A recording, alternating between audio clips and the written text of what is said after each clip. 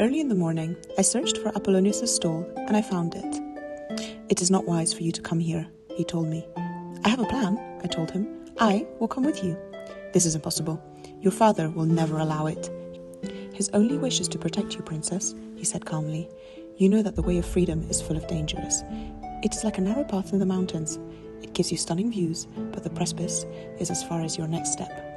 Then stay with me and protect me. Even if I wanted to help, I wouldn't know how. Your brothers will be after you immediately. They will find you, find us, and we shall be punished. And I possibly executed for abducting you," he said, worried. "I will leave with or without you, no matter the danger. Astarte is on my side," I said. I ran back. I knew he was right, but I went on thinking and adapting my plan to what he had said. I had never felt that alive. This plan, to escape my father's will, had energized me.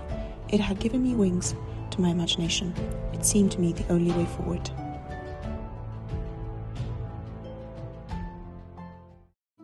I asked my mother for permission to go to our house in Usha to check on my adopted bull and make routine libations to our gods for abundant crops.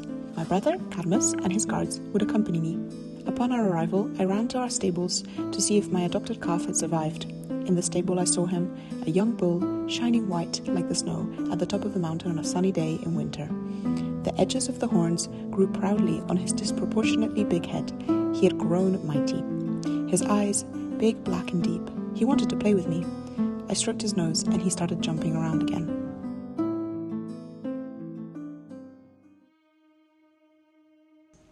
At the edge of the town, the merchants' caravan was forming.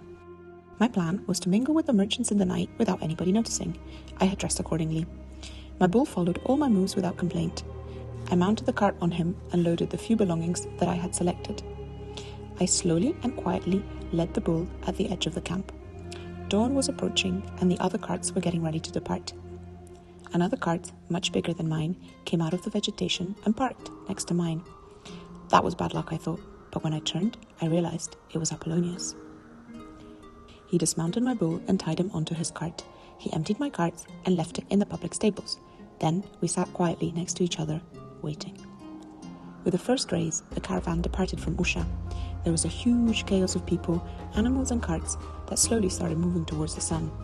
My heart was beating strongly as I was leaving Usha. I looked towards the house. All was quiet. But we soon entered the woods. When we couldn't see the last cart anymore, we turned left and disappeared quickly into the woods. "Wait," he said. "I will cover our tracks." He went back, and I could see him throwing earth and fallen branches on the way that we had come. Then we continued uphill. As we went round the mountain, the path revealed the way towards the valley and Usha. "Nothing is moving. Let's hope it will take them a while to discover you are gone," he said. With new confidence, we continued our path. It was good to have him on my side. I looked at him as he drove the cart uphill in ever more dangerous terrain. "We're going north," I said. "Yep. We are going to Sidon to take the boat to Cyprus and then Crete," he said. "We should be there before sunset," he continued without looking at me. I smiled with relief. He had a plan, and I was part of it. I looked at him again.